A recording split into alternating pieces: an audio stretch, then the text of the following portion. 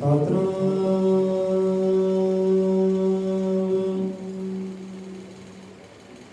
ਸ਼੍ਰੀ ਵਾਲਮੀਕਿ ਸਾਹਿਬ ਜੀ।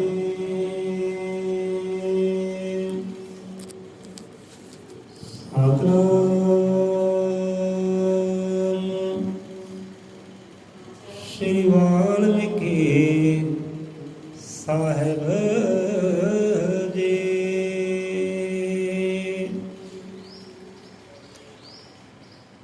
ਅਜ਼ਰ ਤ੍ਰਿਕਾਲਦਰਸ਼ੀ ਸ੍ਰੀ ਗੁਰੂ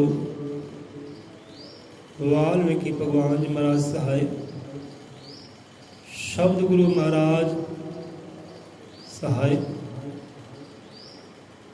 ਉਸ ਸਤਿਗੁਰਾਂ ਦੀ ਦਰਗਾਹ ਦੇ ਅੰਦਰ ਵਾਣੀ ਦੀ ਹਜ਼ੂਰੀ ਅੰਦਰ ਵਿਰਾਜਮਾਨ ਸਤਿਗੁਰੂ ਦੇ ਪਿਆਰਿਆਂ ਨੂੰ ਰੱਬ ਦੇ ਜੀਵਨ ਕੋਟਰ ਕੋਟ ਪ੍ਰਣਾਮ ਹੈ। ਸੋ ਘਰਾਂ ਵਿੱਚ ਸਾਜੀ ਵਿਰਾਜੇ ਰੱਬ ਦੀ ਸੰਗਤ ਨੂੰ, ਗੁਰੂ ਦੀ ਸੰਗਤ ਨੂੰ ਕੋਟਰ ਕੋਟ ਪ੍ਰਣਾਮ ਹੈ। ਸੋ ਅਰਦਾਸ ਬੇਨਤੀ ਜੀਵਾਂ ਦੇ ਚਰਨਾਂ ਅੰਦਰ ਕਿ ਭਾਈ 5:10 ਹੋ ਚੁੱਕੇ ਨੇ, ਸਵੇਰਾ ਹੋ ਚੁੱਕਾ ਹੈ। ਸੋ ਗੁਰੂ ਘਰ ਆਉਣ ਦੀ ਕਿਰਪਾਲਤਾ ਕਰਿਆ ਕਰੋ, ਬਲ ਰੱਖਿਆ ਕਰੋ, ਹਿੰਮਤ ਰੱਖਿਆ ਕਰੋ ਭਾਈ। ਸਤਿਗੁਰੂ ਦਰਗਾਹ ਦੇ ਅੰਦਰ ਜਾਣਾ, ਜੁੜਨਾ ਬਾਣੀ ਦੇ ਨਾਲ, ਜੁੜਨਾ ਅਰਦਾਸ ਦੇ ਨਾਲ। ਐਸੀ ਦਾਤਾ ਜੀ ਕਿਰਪਾ ਕਰੇ, ਰੌਣਕਾਂ ਲੱਗੀ ਰਹਿਣ ਗੁਰੂ ਦੀ ਦਰਗਾਹ ਦੇ ਅੰਦਰ। ਐਸੀ ਸਤਿਗੁਰੂ ਦਾਤਾ ਕਿਰਪਾ ਕਰੇ, ਬਲ ਬਖਸ਼ੇ ਸਭ ਜੀਵਾਂ ਨੂੰ। ਸਵਾਜਾਂ ਦੇ ਕੱਲ ਦੇ ਵਿਚਾਰ ਤੇ ਸੋ ਖੱਖਾ ਆਖੇ ਖੁਦੀ ਤਿਆਗੋ ਨਿੱਕੀ ਦਾ ਕੀ ਬਣੋ, ਸ਼ਿੰਗਾਰ ਬਣੋ। ਬਾਹਰਲੇ ਸ਼ਿੰਗਾਰ ਨਹੀਂ ਕਿ ਬਿੰਦੀ ਲਾ ਲਈ, ਲਿਪਸਟਿਕ ਲਾ ਲਈ, ਕੰਨਾਂ 'ਚ ਝੁਮਕੇ ਪਾ ਲਏ, ਇਹ ਸ਼ਿੰਗਾਰ ਦੀ ਗੱਲ ਨਹੀਂ। ਖੱਖਾ ਆਖੇ ਖੁਦੀ ਤਿਆਗੋ। ਖੁਦੀ ਕਹਿੰਦੇ ਆਪਣੀ ਮੈਂ ਨੂੰ, ਆਪਣੇ ਹੰਕਾਰ ਨੂੰ, ਆਪਣੀ ਮਾਨ ਨੂੰ, ਆਪਣੇ ਅਭਿਮਾਨ ਨੂੰ ਕਿ ਮੈਂ ਹੀ ਮੈਂ। ਕਿ ਨਹੀਂ ਪਿਆਰਿਆ, ਮੈਂ ਹੀ ਮੈਂ ਨਹੀਂ, ਇਹ ਤੇ ਤੂੰ ਹੀ ਤੂੰ ਹੈ। ਤੂੰ ਹੀ ਤੂੰ, ਤੂੰ ਹੀ ਤੂੰ, ਤੂੰ ਹੀ ਤੂੰ। ਕਹਿੰਦੇ ਇੱਕ ਪੰਛੀ ਬੋਲਦਾ, ਘੁੱਗੀ ਬੋਲਦੀ ਹੈ। ਕਹਿੰਦੇ ਉਹ ਕੀ ਕਹਿੰਦੀ ਹੈ? ਕਿਉਂਕਿ ਆਪਣੀ ਆਪਣੀ ਭਾਵਨਾ ਹੈ। ਬੰਦਾ ਸੁਣਦਾ ਕੀ ਹੈ? ਆਪਾਂ ਕੀ ਸੁਣਦੇ ਹਾਂ, ਤੁਸੀਂ ਕੀ ਸੁਣਦੇ ਆ? ਆਪਾਂ ਪੰਛੀਆਂ ਦੀ ਆਵਾਜ਼ਾਂ ਵੀ ਸੁਣਦੇ ਆ ਨਾ, ਉਹਦੇ ਵਿੱਚ ਸੰਗੀਤ ਹੀ ਸੁਣਦੇ ਆ ਆਪਾਂ। ਕੋਈ ਸੰਗੀਤ ਵਜਾ ਰਹੇ ਆ, ਆਹ ਦੇਖੋ ਬਾਤ ਚਿੜੀ ਬੋਲ ਰਹੀ ਹੈ ਨਾ, ਕਿੰਨੀ ਪਿਆਰੀ ਲੱਗਦੀ ਹੈ। ਸੁਣਦੀ ਆਵਾਜ਼ ਤੁਹਾਨੂੰ? ਸਾਨੂੰ ਬਹੁਤ ਪਿਆਰੀਆਂ ਲੱਗਦੀਆਂ। ਇਹ ਰਿਕਾਰਡਿੰਗ ਦੇਖਿਓ ਮੋਬਾਈਲ ਵਿੱਚ ਵੀ ਆ ਰਹੀ ਹੈ, ਚਿੜੀ ਦੀ ਆਵਾਜ਼ ਪੂਰੀ ਗੂੰਜਦੀ ਹੈ ਮੋਬਾਈਲ ਦੇ ਵਿੱਚ। ਬਾਹਰ ਕਾਂ ਬੋਲਦੇ, ਉਹਦੀ ਆਵਾਜ਼ ਵੀ ਮੋਬਾਈਲ 'ਚ ਜਾਂਦੀ ਹੈ ਅਤੇ ਸਾਨੂੰ ਬਹੁਤ ਖੁਸ਼ੀ ਹੁੰਦੀ ਹੈ। ਪੰਛੀਆਂ ਨੂੰ ਚਹਿਕਦਿਆਂ, ਵੇਖਦਿਆਂ, ਸੁਣਦਿਆਂ। ਉਹ ਵੀ ਸੰਗੀਤ ਗਾ ਰਹੇ ਨੇ, ਪਰਮਾਤਮਾ ਦੀ ਸਿਫਤ ਸਲਾਹ ਗਾ ਰਹੇ, ਸ਼ੁਕਰਾਨੇ ਕਰਦੇ ਹੋ ਵੀ ਸਵੇਰੇ ਉੱਠ ਕੇ। ਬੰਦਾ ਨਹੀਂ ਸ਼ੁਕਰਾਨੇ ਕਰਦਾ, ਬਸ ਪੰਛੀ ਬੋਲਦਾ ਹੈ ਕਿਉਂਕਿ ਆਪਣੀ ਆਪਣੀ ਸੁਣਨ ਦੀ ਭਾਵਨਾ। ਕਿ ਸੁਣਦੇ ਕੀ ਹਾਂ ਅਸੀਂ, ਸੁਣਨਾ ਕੀ ਚਾਹੁੰਦੇ ਹਾਂ ਅਸੀਂ। ਇਹ ਘੁੱਗੀ ਬੋਲਦੀ ਹੈ, ਬੰਦਾ ਕਹਿੰਦਾ ਇਹ ਘੂੰ ਬੋਲਦੀ ਹੈ, ਘੂੰ ਘੂੰ ਘੂੰ, ਘੁੱਗੀ ਘੂੰ। ਉਹ ਕਹਿੰਦਾ ਨਹੀਂ ਪਿਆਰਿਆ, ਇਹ ਘੂੰ ਨਹੀਂ ਬੋਲਦੀ, ਇਹ ਬੋਲਦੀ ਹੈ ਦਾਤਾ ਤੂੰ, ਦਾਤਾ ਤੂੰ, ਦਾਤਾ ਤੂੰ। ਘੁੱਗੀ ਬੋਲਦੀ ਹੈ ਕਿ ਦਾਤਾ ਤੂੰ ਹੀ ਤੂੰ ਹੈ, ਕਿਉਂਕਿ ਆਪਣੀ ਸੁਣਨ ਦੀ ਭਾਵਨਾ। ਸੁਣਦੇ ਕੀ ਆ? ਸੋ ਇੱਥੇ ਮੈਂ ਨਹੀਂ ਹੈ, ਅਭਿਮਾਨ ਨਹੀਂ ਹੈ, ਹੰਕਾਰ ਨਹੀਂ ਹੈ, ਮਾਨ ਨਹੀਂ ਹੈ, ਤੂੰ ਹੀ ਤੂੰ ਹੈ। ਇਸ ਕਰਕੇ ਕਲਯੁਗ ਦੇ ਅਵਤਾਰ ਗੁਰੂ ਗਿਆਨਨਾਥ ਮਹਾਰਾਜ 35 ਅੱਖਰੀ ਸਮਝਾਉਂਦੇ ਨੇ, ਖੱਖਾ ਆਖੇ ਖੁਦੀ ਤਿਆਗੋ ਤੇ ਨੇਕੀ ਦਾ ਸ਼ਿੰਗਾਰ ਬਣੋ। ਤੇ ਵਾਲਮੀਕਿ ਭਗਵਾਨ ਪ੍ਰਭੂ ਦੇ ਸੱਚੇ ਪੈਰੋਕਾਰ ਬਣੋ। ਹੁਣ ਪੈਰੋਕਾਰ ਕਿੱਦਾਂ ਬਣਨਾ ਹੈ, ਉਦੋਂ ਧਿਆਨ ਕਰਦੇ ਹਾਂ ਆਪਾਂ। ਕਹਿੰਦੇ ਸਾਰੇ ਦਿੰਦੇ ਆ ਭਾਈ ਆਪਾਂ ਗੁਰੂ ਵਾਲੇ, ਮੁਰਸ਼ਿਦ ਵਾਲੇ, ਪੀਰਾਂ ਵਾਲੇ ਆ, ਆਪਾਂ ਭਗਤ ਹੈ। ਤੇ ਭਗਤ ਦਰ ਦਰ ਦਾ ਭਿਖਾਰੀ ਨਹੀਂ ਬਣਦਾ, ਭਗਤ ਦਰ ਦਰ ਦਾ ਮੰਗਤਾ ਨਹੀਂ ਬਣਦਾ, ਭਗਤ ਦਰ ਦਰ ਦਾ ਕੁੱਤਾ ਨਹੀਂ ਬਣਦਾ। ਕੁੱਤਾ ਬਣਦਾ ਇੱਕ ਮਾਲਕ ਦਾ, ਇੱਕ ਮਾਲਕ ਦੇ ਨਾਮ ਦਾ ਗਲ 'ਚ ਪਟਾ ਪਾਉਂਦਾ ਹੈ। ਦਰ ਦਰ ਦਾ ਭਿਖਾਰੀ ਉਹ ਨਹੀਂ ਬਣਦਾ। ਸੋ ਪੈਰੋਕਾਰ ਕਿੱਦਾਂ ਬਣਨਾ ਹੈ? ਪੈਰੋਕਾਰ ਕਿੱਦਾਂ ਬਣ, ਪੈਰੋਕਾਰ ਬਣ ਜਾ ਕੇ ਨੇਕੀਆਂ ਆਪੇ ਹੀ ਆ ਜਾਣੀਆਂ, ਸਤਿਗੁਣ ਆਪੇ ਹੀ ਆ ਜਾਣੇ ਹੈ, ਸ਼ਿੰਗਾਰ ਕਿਹੜੇ ਕਰਨੇ ਹੈ ਆਪੇ ਸੋਝੀ ਆ ਜਾਣੀ ਹੈ ਜਿਸ ਦਿਨ ਪੈਰੋਕਾਰ ਬਣ ਗਏ। ਸੋ ਇਸ ਕਰਕੇ ਖੱਖਾ ਆਖੇ ਖੁਦੀ ਤਿਆਗੋ, ਨੇਕੀ ਦਾ ਸ਼ਿੰਗਾਰ ਬਣੋ। ਵਾਲਮੀਕੀ ਭਗਵਾਨ ਪ੍ਰਭੂ ਦੇ ਸੱਚੇ, ਝੂਠੇ ਨਹੀਂ ਸੱਚੇ, ਸੱਚੇ ਹੀ ਬਣਨਾ, ਝੂਠੇ ਨਹੀਂ ਬਣਨਾ। ਕਹਿਣਾ ਆਪਾਂ ਹੈ ਕਿ ਆਪਾਂ ਬਈ ਵਾਲਮੀਕੀ ਹੈ, ਪਰ ਬਣਨਾ ਕਿਹਦਾ? ਬਣਨਾ ਹੈ ਨਹੀਂ ਉਹਦਾ, ਬਣਨਾ ਫੇਰ ਹੋਰ ਦਾ, ਚਾਚਾ ਤਾਇਆ ਦਾ, ਪਿਓ ਦਾ ਫੇਰ ਨਹੀਂ ਬਣਨਾ। ਕਹਿਣਾ ਆਪਾਂ ਇਹ ਗੱਲ ਹੈ ਕਿ ਆਪਾਂ ਬਈ ਆਪਣੇ ਪਿਓ ਦੇ ਆ, ਵਾਲਮੀਕੀ ਦੇ ਆ, ਵਾਲਮੀਕੀ ਅਸੀਂ, ਪਰ ਬਣਨਾ ਫਿਰ ਚਾਚਾ ਤਾਏ ਦੇ ਆ। ਸਿਫਤ ਸਲਾਹ ਫਿਰ ਵੀ ਚਾਚਾ ਤਾਇਆਂ ਦੀ ਕਰਨੀ ਹੈ। ਚਲੋ ਠੀਕ ਹੈ, ਸਿਫਤ ਸਲਾਹ ਕਰੋ ਭਾਈ, ਕਰਨੀ ਚਾਹੀਦੀ ਹੈ, ਪਰ ਬਣ ਕੇ ਬਾਪੂ ਦੇ ਰਹੋ। ਕਿਉਂਕਿ ਜਿੱਥੇ ਬਾਪੂ ਨੇ ਖੜ ਜਾਣਾ ਨਾ, ਉੱਥੇ ਕਿਸੇ ਹੋਰ ਨੇ ਨਹੀਂ ਖੜਨਾ। ਤੇ ਜਿਹੜਾ ਬਾਪੂ ਦਾ ਨਾ ਹੋਇਆ ਤੇ ਚਾਚਾ ਤਾਏ ਨੇ ਵੀ ਧਰਕਾਰ ਦੇਣਾ, ਚੱਲ ਪਈ ਤੂੰ ਤਾਂ ਪਿਓ ਦਾ ਨਹੀਂ ਹੋਇਆ, ਸਾਡਾ ਕਿੱਥੇ ਬਣ ਜਾਣਾ? ਹੁੰਦਾ ਕਿ ਨਹੀਂ ਹੁੰਦਾ ਇੱਦਾਂ? ਚਾਚੇ ਤਾਏ ਵੀ ਕਹਿ ਦਿੰਦੇ ਹੈ ਭਾਈ ਤੂੰ ਤਾਂ ਸਕੇ ਪਿਓ ਦਾ ਨਹੀਂ ਹੋਇਆ, ਸਾਡਾ ਕਿੱਥੇ ਬਣ ਜਾਣਾ? ਤੂੰ ਤਾਂ ਨਾਗ ਹੈ ਦੋ ਮੂੰਹਾਂ। ਫੇਸ ਕਰਕੇ ਭਾਈ ਵਾਲਮੀਕ ਭਗਵਾਨ ਪਰ ਸੱਚੇ ਸੱਚੇ ਹੀ ਬਣਨਾ, ਝੂਠੇ ਨਹੀਂ ਬਣਨਾ, ਦਿਖਾਵਾ ਨਹੀਂ ਕਰਨਾ। ਸੱਚੇ ਪੈਰੋਕਾਰ ਬਣੋ, ਪੈਰੋਕਾਰ ਬਣ ਜਾਗੇ ਤੇ ਸਤਿਗੁਣ ਆਪੇ ਹੀ ਆ ਜਾਣੇ, ਦੇਵੀ ਗੁਣ ਆਪੇ ਹੀ ਅੰਦਰ ਆ ਜਾਣੇ। ਸੋ ਇੱਥੇ ਕੱਲ੍ਹ ਦੋ ਵਿਚਾਰ ਸਾਂਝੇ ਕੀਤੇ ਸੀ, ਪਰਮ ਪਿਤਾ ਪਰਮਾਤਮਾ ਦੇ ਵਿਚਾਰੇ ਹੋਏ, ਸਤਿਗੁਰ ਦੀ ਸਿੱਖੀ ਜੋ ਬਿਆਨ ਕਰਦੇ ਆ, ਸਿੱਖਿਆ ਦਿੰਦੇ ਆ, ਤੇ ਸਿੱਖਿਆ ਦੇ ਚੱਲਣ ਵਾਲੇ ਨੂੰ ਸਿੱਖ ਕਹਿੰਦੇ ਆ। ਤੇ ਸਿੱਖੀ ਦੇ ਚੱਲ ਕੇ ਹੀ ਬੰਦਾ ਪੈਰੋਕਾਰ ਬਣਦਾ ਹੈ ਆਪਣੇ ਗੁਰੂ ਰਹਿਬਰ ਦਾ। ਸੋ ਕੱਲ੍ਹ 2 ਪੁਆਇੰਟ ਆਪਾਂ ਲਏ ਸੀ। ਇਹ ਜਗਤ ਗੁਰੂ ਆਪ ਸਮਝਾਉਣਾ ਕਰਦੇ ਨੇ, ਸਿੱਖੀ ਬਖਸ਼ੀ ਕਰਦੇ ਨੇ ਆਪਣੇ ਸਿੱਖ ਪਿਆਰੇ ਨੂੰ। ਸੋ ਕੱਲ੍ਹ ਵਿਚਾਰ ਹੋਏ ਕਿ ਸਰੋਤਮ ਦਿਨ ਕਿਹੜਾ ਹੈ? ਉਹ ਅੱਜ ਹੈ। ਦਿਨ ਕੋਈ ਵੀ ਮਾੜਾ ਨਹੀਂ, ਜਿਹੜਾ ਮਰਜ਼ੀ ਮਿਥ ਲਓ ਚੰਗੇ ਕਰਮ ਕਰਨ ਵਾਸਤੇ। ਚੰਗਾ ਕਰਮ ਕਰਨਾ ਹੈ, ਸਰਵੋਤਮ ਦਿਨ ਅੱਜ ਹੈ। ਤੇ ਸਮਾਂ ਕਹਿੰਦੇ ਕਿਹੜਾ ਹੈ? ਸਮਾਂ ਕਹਿੰਦੇ ਹੁਣੇ, ਹੁਣੇ ਕਰ ਲਓ, ਅਭੀ ਕਰ ਲਓ, ਸਮਾਂ ਅਭੀ ਹੈ। ਸਰਵੋਤਮ ਦਿਨ ਅੱਜ ਹੈ, ਹਰ ਇੱਕ ਦਿਨ ਚੰਗਾ ਹੈ, ਪਰ ਅੱਜ ਬੈਸਟ ਹੈ। ਤੇ ਸਮਾਂ ਕੋਈ ਵੀ ਚੰਗਾ ਹੈ, ਪਰ ਜੋ ਹੁਣ ਮਿਲਿਆ ਹੈ ਪਲ, ਇਹ ਸਭ ਤੋਂ ਬੈਸਟ ਹੈ। ਫਿਰ ਇੱਥੇ ਵਿਚਾਰ ਹੋਰ ਬਣਦੀ ਹੈ। ਦੇਖੋ ਬੰਦਾ ਜਦੋਂ ਚੰਗਾ ਕਰਮ ਕਰਨਾ ਹੋਵੇ ਨਾ, ਧਿਆਨ ਦਿਓ ਇਸ ਗੱਲ 'ਤੇ, ਤੁਸੀਂ ਆਪ ਵੀ ਵਿਚਾਰ ਕਰਿਓ, ਸਾਡੀ ਗੱਲ 'ਤੇ ਨਾ ਜਾਇਓ। ਜੇ ਚੰਗਾ ਕਰਮ ਕਰਨਾ ਹੋਵੇ ਨਾ, ਬੰਦਾ ਸੋਚ ਵਿਚਾਰਾਂ ਕਰਦਾ ਹੈ, ਦਿਨ ਤਰੀਕਾਂ ਵੇਖਦਾ ਹੈ, ਸਮਾਂ ਵੇਖਦਾ ਹੈ, ਕਿਹੜਾ ਸਮਾਂ ਹੋਵੇ, ਕਿਹੜਾ ਦਿਨ ਹੋਵੇ, ਚੰਗਾ ਕਰਮ ਕਰੀਏ। ਚੰਗਾ ਕਰਮ ਕਰਨਾ ਹੋਵੇ ਬੰਦਾ ਸੋਚਾ ਕਰਦਾ, ਵਿਚਾਰਾ ਕਰਦਾ, ਕਈਆਂ ਦੀ ਸਲਾਹ ਲੈਂਦਾ ਹੈ, ਦਿਨ ਤਰੀਕਾਂ ਵੇਖਦਾ ਹੈ, ਸਮਾਂ ਵੇਖਦਾ ਹੈ। ਪਰ ਜਦੋਂ ਮੰਦਾ ਕਰਮ ਕਰਨਾ ਹੋਵੇ, ਉਦੋਂ ਜੇ ਮੰਦਾ ਕਰਮ ਕਰਨਾ ਹੋਵੇ, ਨਿੰਦਿਆ ਚੋਰੀ ਕਰਨੀ ਹੋਵੇ, ਉਦੋਂ ਬੰਦਾ ਕੀ ਕਰਦਾ ਹੈ? ਉਦੋਂ ਨਹੀਂ ਸਮਾਂ ਵੇਖਦਾ, ਨਾ ਦਿਨ ਵੇਖਦਾ, ਨਾ ਦੁਪਹਿਰ ਵੇਖਦਾ, ਨਾ ਸ਼ਾਮ ਵੇਖਦਾ, ਨਾ ਰਾਤ ਵੇਖਦਾ। ਉਦੋਂ ਤਾਂ ਕਰਮ ਕਰਨਾ ਹੈ। ਮੰਦਾ ਕਰਮ ਕਰਨ ਲੱਗੇ ਬੰਦਾ ਸੋਚਾ ਨਹੀਂ ਕਰਦਾ, ਵਿਚਾਰਾ ਨਹੀਂ ਕਰਦਾ, ਝੱਟ ਕਰ ਲੈਂਦਾ ਹੈ। ਅਤੇ ਜਦੋਂ ਕਰਨਾ ਹੋਵੇ ਚੰਗਾ, ਫਿਰ ਹਜ਼ਾਰਾਂ ਵਾਰ ਸੋਚਣਾ ਪੈਂਦਾ ਹੈ, ਲੱਖਾਂ ਵਾਰ ਸੋਚਣਾ ਪੈਂਦਾ ਹੈ, ਦਿਨ ਦੇਖਣਾ ਪੈਂਦਾ ਹੈ, ਸਮਾਂ ਵੇਖਣਾ ਪੈਂਦਾ ਹੈ। ਇਸ ਕਰਕੇ ਇੱਥੇ ਗੁਰੂ ਵਾਲਮੀਕ ਭਗਵਾਨ ਜੀ ਮੇਰਾ ਆਪ ਸਮਝਾਉਂਦੇ ਆ, ਭਾਈ ਚੰਗਾ ਕਰਮ ਕਰਨਾ, ਦਿਨ ਨਾ ਵੇਖ ਕਿ ਕਿਹੜਾ ਦਿਨ ਮਿੱਥਿਆ ਜਾਵੇ, ਦਿਨ ਸਾਰੇ ਚੰਗੇ ਆ, ਪਰ ਅੱਜ ਕਰ ਲੈ ਵਧੀਆ। ਸਮਾਂ ਨਾ ਵੇਖ ਕਿਹੜਾ ਸਮਾਂ ਚੰਗਾ ਹੈ, ਜਿਹੜਾ ਸਮੇਂ 'ਚ ਖੜ੍ਹਾ ਹੈ ਨਾ, ਉਸੇ ਸਮੇਂ ਕਰ ਲੈ, ਅਭੀ ਕਰ ਲੈ, ਹੁਣੇ ਹੀ ਕਰ ਲੈ, ਬੈਸਟ ਹੈ। ਸੋ ਇਹਨਾਂ ਦੋਨਾਂ ਸ਼ਬਦਾਂ ਵਿੱਚ, ਦੋਨਾਂ ਵਿਚਾਰਾਂ ਵਿੱਚ ਜੋਤਸ਼ੀਆਂ ਦੀ ਵੀ ਗੱਲ ਆਈ ਹੈ ਕਿ ਜੋਤਸ਼ੀਆਂ ਕੋਲ ਜਾਣ ਦੀ ਲੋੜ ਨਹੀਂ ਹੈ, ਭਟਕਣ ਦੀ ਲੋੜ ਨਹੀਂ ਹੈ, ਦਿਨ ਪੁੱਛਣ ਦੀ ਲੋੜ ਨਹੀਂ ਹੈ, ਤਰੀਕਾ ਪੁੱਛਣ ਦੀ ਲੋੜ, ਸਮਾਂ ਪੁੱਛਣ ਦੀ ਕੋਈ ਲੋੜ ਨਹੀਂ ਹੈ। ਜੋਤਸ਼ੀਆਂ ਦੀ ਵੀ ਗੱਲ ਆਈ ਹੈ ਇੱਥੇ। ਹੁਣ ਜੋਤਸ਼ੀ ਦੇਖੋ ਸਾਰੇ ਮਾੜੇ ਨਹੀਂ ਹੁੰਦੇ, ਲੱਖਾਂ ਵਿੱਚ ਇੱਕ ਚੰਗਾ ਵੀ ਹੁੰਦਾ। ਇਹ ਬੜੇ ਬੜੇ ਜੋਤਿਸ਼ ਹੋਏ ਆ, ਪੰਡਤ ਹੋਏ ਆ, ਜਦੋਂ ਰਹਿਬਰ ਦੁਨੀਆ 'ਤੇ ਆਏ ਹੈ, ਉਹਨੇ ਦੱਸਣਾ ਕਰ ਦਿੱਤਾ ਆਹ ਰਹਿਬਰ ਕੋਈ ਆਮ ਨਹੀਂ ਹੈ, ਇੱਕ ਸਾਕਸ਼ਾਤ ਪਰਮਾਤਮਾ ਜੋਤ ਹੈ।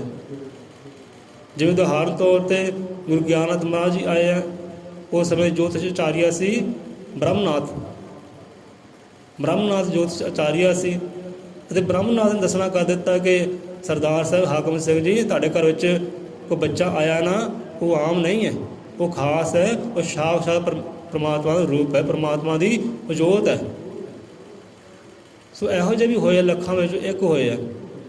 ਸਾਰੇ ਜੋਤਸ਼ੀ ਮਾੜੇ ਨਹੀਂ ਹੁੰਦੇ, ਸਾਰੇ ਜੋਤਸ਼ੀ ਵਹਿਮਾਂ ਭਰਮਾਂ 'ਚ ਪਾਉਣ ਵਾਲੇ ਨਹੀਂ ਹੁੰਦੇ। ਪਰ ਲੱਖਾਂ 'ਚ ਇੱਕ ਚੰਗਾ ਵੀ ਹੁੰਦਾ ਜੋ ਸਿੱਧੇ ਪਾਸੇ ਬੰਦੇ ਨੂੰ ਲਾ ਦਿੰਦਾ ਹੈ। ਸੋ ਇੱਥੇ ਹੁਣ ਇਸੇ ਕਥਾ ਕਹਾਣੀ ਤੋਂ ਸਾਨੂੰ ਬਹੁਤ ਕੁਝ ਚੇਤੇ ਆ ਗਿਆ। ਸੋ ਵੀ ਸਾਂਝਾ ਕਰ ਲੈਂਦੇ ਆ, ਕੋਈ ਵਹਿਮ ਭਰਮ ਰਹਿ ਨਾ ਜਾਵੇ।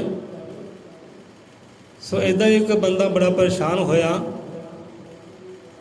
ਆਪਣੀ ਅਸਫਲਤਾ ਨੂੰ ਲੈ ਕੇ, ਨਾਕਾਮਯਾਬੀ ਨੂੰ ਲੈ ਕੇ ਕਿ ਮੈਂ ਜ਼ਿੰਦਗੀ ਵਿੱਚ ਕਾਮਯਾਬ ਨਹੀਂ ਹੋ ਰਿਹਾ। ਕੋਈ ਵੀ ਕੰਮ ਕਰਦਾ ਵੀ ਸਫਲਤਾ ਨਹੀਂ ਮਿਲਦੀ, ਕਾਮਯਾਬੀ ਨਹੀਂ ਮਿਲਦੀ। ਚਲੋ ਲੋਕਾਂ ਨੇ ਸਲਾਹ ਦਿੱਤੀ, ਭਾਈ ਪੰਡਤ ਕੋਲ ਜਾ, ਜੋਤਸ਼ੀ ਕੋਲ ਜਾ। ਕੋਈ ਸਲਾਹ ਦੇਣ ਵਾਲੇ ਸਲਾਹਾਂ ਦੇ ਦਿੰਦੇ, ਭਾਈ ਫਲਾਣੇ ਪੰਡਤ ਕੋਲ ਜਾ, ਫਲਾਣੇ ਜੋਤਸ਼ੀ ਕੋਲ ਜਾ, ਹੱਥ ਦਿਖਾ, ਕੁੰਡਲੀ ਦਿਖਾ। ਚਲੋ ਪਿਆਰਾ ਚਲਾ ਗਿਆ। ਹੁਣ ਬੰਦਾ ਗਿਆ ਪੰਡਤ ਦੇ ਕੋਲ, ਜੋਤਸ਼ੀ ਕੋਲ। ਹਾਂਜੀ ਪੰਡਤ ਸਾਹਿਬ, ਕੰਮ ਕਾਰ ਨਹੀਂ ਚੱਲਦੇ, ਕੰਮ ਕੋਈ ਵੀ ਕਰਦਾ ਹੈ ਸਫਲਤਾ ਨਹੀਂ ਮਿਲਦੀ, ਕਾਮਯਾਬੀ ਨਹੀਂ ਮਿਲਦੀ। ਪੰਡਤ ਨੇ ਦੇਖਿਆ, ਹੱਥ ਰੇਖਾ ਦੇਖੀਆਂ, ਹੱਥ ਦੀਆਂ ਰੇਖਾ ਦੇਖ ਕਹਿਣ ਲੱਗੇ ਕਿ ਭਾਈ ਤੇਰੇ ਗ੍ਰਹਿ ਉਲਟ ਚੱਲ ਰਹੇ ਆ, ਤੇਰੇ ਗ੍ਰਹਿ ਉਲਟ ਚੱਲ ਰਹੇ ਆ। ਉਹਨਾਂ ਦੀ ਚਾਲ ਜਿਹੜੀ ਸਹੀ ਨਹੀਂ ਹੈ, ਸਿੱਧੀ ਨਹੀਂ ਹੈ, ਚਾਲ ਸਿੱਧੀ ਕਰਨੀ ਪੈਣੀ ਹੈ। ਕਹਿੰਦੇ ਅੱਛਾ ਜੀ, ਤੇ ਕਰੋ ਸਿੱਧੀ ਫਿਰ। ਕਹਿੰਦੇ ਭਾਈ ਇੰਨੀ ਮਾਇਆ ਲੱਗੇਗੀ ਤੇ ਇੰਨੀ ਸਮੱਗਰੀ ਲੱਗੇਗੀ। ਚਲੋ ਕਹਿੰਦੇ ਮਰਦਾ ਬੰਦਾ ਕੀ ਨਹੀਂ ਕਰਦਾ। ਚਲੋ ਠੀਕ ਹੈ ਪੰਡਤ ਜੀ, ਆ ਦਿੱਤੀ ਮਾਇਆ, ਆ ਦਿੱਤੀ ਸਮੱਗਰੀ, ਚਲੋ ਹੁਣ ਸਾਡੇ ਗ੍ਰਹਿਆਂ ਨੂੰ ਸਿੱਧੇ ਕਰ ਦਿਓ, ਚਾਲ ਸਿੱਧੀ ਕਰ ਦਿਓ। ਪੰਡਤ ਨੇ ਮੰਤਰ ਉਚਾਰੇ ਦੋ ਤਿੰਨ, ਕਿ ਚਲੋ ਲੈ ਵੀ ਭਾਈ ਹੋ ਗਿਆ ਕਲਿਆਣ, ਇਹ ਚਾਲ ਹੁਣ ਸਿੱਧੀ ਹੋ ਗਈ, ਗ੍ਰਹਿ ਹੁਣ ਸਿੱਧੇ ਤੁਰ ਪਏ ਆ। ਕਹਿੰਦੇ ਅੱਛਾ ਚਲੋ ਠੀਕ ਹੈ। ਹੁਣ ਇੱਦਾਂ ਹੀ ਉੱਥੇ ਕਰਦਾ ਕਰਦਾ ਇੱਕ ਗੁਰਮੁਖ ਪਿਆਰਾ ਲੰਘਿਆ ਕੋਲ ਦੀ। ਕਹਿੰਦੇ ਪੰਡਤ ਜੀ ਗੱਲ ਸੁਣਿਓ, ਆਪਣੀਆਂ ਲਾਲੀਆਂ ਚੱਪਲਾਂ ਉਸਨੇ ਪੈਰੀ ਚੱਪਲਾਂ ਪਾਈਆਂ ਸੀ, ਜਿਹੜੀ ਖੱਬੇ ਸੀ ਉਹ ਸੱਜੇ ਕਰ ਦਿੱਤੀ, ਜੋ ਸੱਜੇ ਸੀ ਉਹ ਖੱਬੇ ਕਰ ਦਿੱਤੀ। ਤਰਕ ਗੁਰਮੁਖ ਲੰਘਿਆ, ਖੜਾ ਹੋਇਆ ਕਿ ਪੰਡਤ ਜੀ ਗੱਲ ਸੁਣਿਓ, ਆ ਸੱਜੇ ਪੈਰ ਦੀ ਚੱਪਲ ਅਸੀਂ ਖੱਬੇ ਕਰ ਦਿੱਤੀ ਹੈ, ਖੱਬੇ ਪੈਰ ਦੀ ਚੱਪਲ ਅਸੀਂ ਸੱਜੇ ਕਰ ਦਿੱਤੀ ਹੈ। ਇੱਦਾਂ ਕਰੋ, ਇਹਨਾਂ ਸਿੱਧੇ ਕਰ ਦਿਓ। ਜੇ ਚੱਪਲਾਂ ਉਲਟ ਹੋ ਗਈਆਂ ਨਾ, ਇਹਨਾਂ ਸਿੱਧਿਆਂ ਕਰ ਦਿਓ। ਅਸੀਂ ਮੰਨ ਲਵਾਂਗੇ ਭਾਈ ਕਿ ਗ੍ਰਹਿ ਸਿੱਧੇ ਹੋ ਗਏ ਆ, ਗ੍ਰਹਿਆਂ ਦੀ ਚਾਲ ਵੀ ਸਿੱਧੀ ਹੋ ਗਈ ਹੈ। ਕਹਿੰਦੇ ਭਾਈ ਇਹ ਨਹੀਂ ਸਿੱਧੀਆਂ ਹੋਣੀਆਂ। ਕਹਿੰਦੇ ਕਿਉਂ ਨਹੀਂ ਸਿੱਧੀਆਂ ਹੋਣੀਆਂ? ਕਿਉਂ ਨਹੀਂ ਸਿੱਧੀਆਂ ਹੋਣੀਆਂ? ਤੁਸੀਂ ਕਰ ਸਕਦੇ ਹੋ, ਜੇ ਗ੍ਰਹਿਆਂ ਦੀ ਚਾਲ ਸਿੱਧੀ ਕਰ ਸਕਦੇ ਹੋ ਤੇ ਚੱਪਲਾਂ ਕਿਉਂ ਨਹੀਂ ਸਿੱਧੀਆਂ ਕਰ ਸਕਦੇ? ਚੱਪਲਾਂ ਵੀ ਕਰੋ ਸਿੱਧੀਆਂ। ਕਹਿੰਦਾ ਨਹੀਂ ਹੋਣੀਆਂ। ਫਿਰ ਗੁਰਮੁਖ ਕਹਿਣ ਲੱਗਾ ਨਹੀਂ ਹੋਣੀਆਂ ਕਿਉਂ ਨਹੀਂ, ਕਾਰਨ ਅਸੀਂ ਦੱਸਦੇ ਹਾਂ। ਪਿਆਰੇ ਤੂੰ ਵੀ ਸੁਣ ਲਾ, ਕਹਿੰਦੇ ਕਿਉਂਕਿ ਗ੍ਰਹਿ ਜਿਹੜੇ ਹੈ ਉਹ ਸਾਨੂੰ ਦਿਖਾਈ ਨਹੀਂ ਦੇ ਰਹੇ, ਉਹਦਾ ਲੱਖਾਂ ਕਰੋੜਾਂ ਅਰਬਾਂ ਖਰਬਾਂ ਤੋਂ ਕਿਤੇ ਦੂਰ ਹੈ। ਹੁਣ ਸਾਨੂੰ ਸ਼ਨੀ ਗ੍ਰਹਿ ਦਿਸ ਰਿਹਾ, ਮੰਗਲ ਗ੍ਰਹਿ ਦਿਸ ਰਿਹਾ ਤੁਹਾਨੂੰ ਸ਼ਨੀ ਗ੍ਰਹਿ ਕਿ ਕਿੱਥੇ ਸ਼ਨੀ ਗ੍ਰਹਿ, ਮੰਗਲ ਗ੍ਰਹਿ ਕਿੱਥੇ ਹੈ, ਬੁੱਧ ਗ੍ਰਹਿ ਕਿੱਥੇ ਹੈ, ਸ਼ੁਕਰ ਗ੍ਰਹਿ ਕਿੱਥੇ ਹੈ? ਸਾਨੂੰ ਦਿਖਾਈ ਨਹੀਂ ਦੇ ਰਹੇ, ਕਿਉਂਕਿ ਉਹ ਅਰਬਾਂ ਖਰਬਾਂ ਦੂਰੀ 'ਤੇ ਵਿਰਾਜਮਾਨ ਹੈ। ਦਿਖਾਈ ਕਿੱਦਾਂ ਦੇਵੇ? ਹੁਣ ਜਿਹੜੀ ਚੀਜ਼ ਦਿਖਾਈ ਨਹੀਂ ਦੇ ਰਹੀ ਉਹ ਉਲਟ ਵੀ ਹੋ ਜਾਂਦੀ ਹੈ ਅਤੇ ਸਿੱਧੀ ਵੀ ਹੋ ਜਾਂਦੀ ਹੈ। ਹੁਣ ਜਿਹੜੀ ਚੀਜ਼ ਦਿਖਾਈ ਦੇ ਰਹੀ ਹੈ, ਸਾਹਮਣੇ ਚੱਪਲਾਂ ਉਲਟੀਆਂ ਸਿੱਧੀਆਂ ਪਈਆਂ, ਕਹਿੰਦੇ ਇਹਨੂੰ ਸਿੱਧਾ ਕਰ ਦਿਓ, ਅਸੀਂ ਮੰਨ ਲਾਂਗੇ ਗ੍ਰਹਿ ਸਿੱਧੇ ਹੋ ਗਏ। ਕਹਿੰਦੇ ਭਾਈ ਇਹ ਨਹੀਂ ਸਿੱਧੀਆਂ ਹੋਣੀਆਂ, ਕਿਉਂਕਿ ਇਹ ਦਿਖਾਈ ਦੇ ਰਹੀਆਂ, ਇਹ ਦਿਖਾਈ ਦੇ ਰਹੀਆਂ। ਜਿਹੜੀ ਦਿਖਾਈ ਦਿੰਦੀ ਹੈ ਚੀਜ਼ ਉਹ ਸਿੱਧੀ ਨਹੀਂ ਹੁੰਦੀ। ਕਹਿੰਦੇ ਠੀਕ ਹੈ ਭਾਈ, ਤੁਸੀਂ ਆਪਣਾ ਕਾਰਜ ਕਰੋ, ਅਸੀਂ ਆਪਣਾ ਕਾਰਜ ਕਰਦੇ ਹਾਂ। ਚਲੇ ਗਏ। ਇਹ ਸੱਚ ਦੇ ਹੋਕੇ ਦੇਣੇ ਹੈ, ਸੱਚ ਦੇ ਹੋਕੇ ਦੇਣੇ ਹੈ, ਤੁਸੀਂ ਆਪਣੇ ਪਖੰਡ ਦੇ ਹੋਕੇ ਦੇਣੇ, ਪਖੰਡ ਦੇ ਹੋਕੇ ਦਿਓ ਭਾਈ। ਹੁਣ ਦੇਖੋ ਗੁਰੂਆਂ ਦਾ ਕੋਈ ਫਰਮਾਨ ਹੈ, ਬਾਣੀ ਦਾ ਕੋਈ ਫਰਮਾਨ ਹੈ, ਜਦੋਂ ਗ੍ਰਹਿ ਕਹਿੰਦੇ ਆਪਣੀ ਉਲਟੀ ਚਾਲ ਚੱਲਦੇ ਆ ਨਾ, ਉਦੋਂ ਕਹਿਰ ਸੰਕਟ ਇੱਕ ਤੇ ਨਹੀਂ ਆਉਂਦਾ, ਇੱਕੋ ਬੰਦੇ 'ਤੇ ਸੰਕਟ ਆਉਂਦਾ। ਕਹਿੰਦੇ ਨਾ ਗ੍ਰਹਿ ਨਛੱਤਰ ਕੁੰਡਲੀਆਂ, ਇੱਥੇ ਗੁਰੂ ਮਹਾਰਾਜ ਆਪ ਸਮਝਾਉਂਦੇ ਆ, ਪਰ ਆਪਾਂ ਗੁਰੂਆਂ ਦੀ ਮੰਨਦੇ ਨਹੀਂ ਹੈ। ਕਰਨੀ ਆਪਣੀ ਮਰਜ਼ੀ ਹੈ, ਕਰਨੀ ਲੋਕਾਂ ਦੀ ਮਰਜ਼ੀ ਹੈ, ਜੋ ਲੋਕੀ ਕਹਿੰਦੇ ਉੱਦਾਂ ਹੀ ਕਰਨੀ ਹੈ, ਜਾਂ ਆਪਣੇ ਮਨ ਦੀ ਕਰਨੀ ਹੈ, ਗੁਰੂਆਂ ਦੀ ਤਾਂ ਮੰਨਣੀ ਨਹੀਂ। ਇੱਥੇ ਗੁਰੂ ਪਾਤਸ਼ਾਹ ਆਪ ਸਮਝਦੇ ਹੈ ਕਿ ਗ੍ਰਹਿ ਜੋਤਿਸ਼ ਕੁੰਡਲੀਆਂ, ਗ੍ਰਹਿ ਨਛੱਤਰ ਕੁੰਡਲੀਆਂ ਚੱਲਣ ਉਲਟੀ ਚਾਲ, ਤਦ ਵਰਤੇ ਕਹਿਰ ਜਹਾਂ ਤੇ ਜਗ ਮਰਦਾ ਕਸ਼ਟਾਂ ਨਾਲ। ਇੱਥੇ ਪੂਰੀ ਜਗ ਦੀ ਗੱਲ ਕੀਤੀ ਹੈ। ਕਹਿੰਦੇ ਜਦੋਂ ਗ੍ਰਹਿ ਨਛੱਤਰ ਕੁੰਡਲੀਆਂ ਆਪਣੀ ਉਲਟੀ ਚਾਲ ਚੱਲਦੀ ਹੈ ਨਾ, ਪੱਗ ਪੁੱਠੇ ਚੱਲਦੇ ਹੈ, ਚਾਲ ਉਲਟੀ ਹੋ ਜਾਂਦੀ ਹੈ, ਉਦੋਂ ਕਹਿਰ ਫਿਰ ਕਸ਼ਟ ਇੱਕ ਇਨਸਾਨ 'ਤੇ ਨਹੀਂ ਆਉਂਦਾ, ਸਾਰੇ ਜੱਗ 'ਤੇ ਹੀ ਆਉਂਦਾ। ਸਾਰੇ ਜੱਗ 'ਤੇ ਹੀ ਕਸ਼ਟ ਆਉਂਦਾ ਹੈ, ਇੱਕ ਬੰਦੇ 'ਤੇ ਨਹੀਂ ਆਉਂਦਾ। ਅਤੇ ਇੱਕ ਬੰਦੇ 'ਤੇ ਕਿੱਦਾਂ ਕਸ਼ਟ ਆ ਜਾਂਦਾ ਹੈ? ਕਹਿੰਦੇ ਗ੍ਰਹਿ ਤੇਰੇ ਉਲਟ ਹੋ ਗਏ ਪਿਆਰਿਆ, ਇਹ ਤਾਂ ਤੇਰੇ 'ਤੇ ਕਸ਼ਟ ਆਇਆ। ਜੇ ਗ੍ਰਹਿ ਉਲਟ ਹੋ ਜਾਏ ਤੇ ਸਾਰੇ ਸੰਸਾਰ 'ਤੇ ਕਸ਼ਟ ਆਵੇ, ਸਾਰੇ ਸੰਸਾਰ 'ਤੇ ਮੁਸੀਬਤ ਆਵੇ, ਸਾਰਾ ਸੰਸਾਰ ਹੀ ਜਲ ਜਾਵੇ, ਮਰ ਜਾਵੇ। ਇਹ ਤਾਂ ਗੁਰੂਆਂ ਦਾ ਸਮਝਾਉਣਾ, ਪਰ ਗੁਰੂਆਂ ਦੀ ਮੰਨਦਾ ਕੌਣ ਹੈ? ਜਦੋਂ ਗ੍ਰਹਿ ਉਲਟੀ ਚਾਲ ਚੱਲਦੇ, ਕਸ਼ਟ ਇੱਕ 'ਤੇ ਨਹੀਂ ਆਉਂਦਾ, ਸਾਰੀ ਦੁਨੀਆ 'ਤੇ ਆਉਂਦਾ ਹੈ ਪਿਆਰਿਆ। ਐਵੇਂ ਨਾ ਸਮਝ ਨਾ ਬਣ, ਬੇਵਕੂਫ ਨਾ ਬਣ, ਵਹਿਮਾਂ ਭਰਮਾਂ ਅੰਧ ਵਿਸ਼ਵਾਸਾਂ ਵਿੱਚ ਨਾ, ਅੰਧ ਵਿਸ਼ਵਾਸ ਵਿੱਚ ਨਾ। ਇੱਥੇ ਪ੍ਰਮਾਤਮਾ ਵਾਲਮੀਕ ਆਪ ਸਮਝਾਉਂਦੇ ਹੈ ਭਾਈ ਅੰਧ ਵਿਸ਼ਵਾਸ ਅਤੇ ਵਹਿਮ ਭਰਮ ਮੇਰੇ ਜੀਵਨ ਦੇ ਹਿਰਦਿਆਂ ਤੋਂ ਦੂਰ ਹੀ ਹੈ, ਥਾਂ ਹੀ ਹੈ ਨਹੀਂ। ਵਹਿਮਾਂ ਭਰਮਾਂ ਸਮਾਜ ਦੇ ਅੰਦਰ ਥਾਂ ਹੀ ਹੈ ਨਹੀਂ, ਅੰਧ ਵਿਸ਼ਵਾਸ ਨੂੰ ਥਾਂ ਹੀ ਹੈ ਨਹੀਂ। ਥਾਂ ਕਿੱਦਾਂ ਬਣਾ ਲਈ ਨਾ ਜੀਵਾਂ ਨੇ, ਇਹਨਾਂ ਅੰਧ ਵਿਸ਼ਵਾਸ ਵਹਿਮਾਂ ਭਰਮਾਂ ਥਾਂ ਕਿੱਦਾਂ ਬਣਾ ਲਈ? ਗੁਰੂ ਪਾਤਸ਼ਾਹ ਕਦੇ ਇਹਨਾਂ ਵਾਸਤੇ ਥਾਂ ਹੀ ਹੈ ਨਹੀਂ ਗੀ। ਹੁਣ ਅੰਧ ਵਿਸ਼ਵਾਸ, ਹੁਣ ਗ੍ਰਹਿ ਕਿਹੜਾ ਸਾਨੂੰ ਦਿਖਾਈ ਦਿੰਦੇ, ਪਰ ਆਪਾਂ ਵਿਸ਼ਵਾਸ ਕਰ ਲੈਂਦੇ ਹਾਂ ਵੀ ਉਲਟੇ ਹੋ ਗਏ ਆ, ਉਲਟੀ ਚਾਲ ਹੋ ਗਈ, ਕਰੋ ਸਿੱਧੀ। ਆਪਾਂ ਵਿਸ਼ਵਾਸ ਕਰ ਲਿਆ। ਅੰਧ ਵਿਸ਼ਵਾਸ ਵੀ ਦੋ ਤਰ੍ਹਾਂ ਦਾ ਹੁੰਦਾ ਹੈ।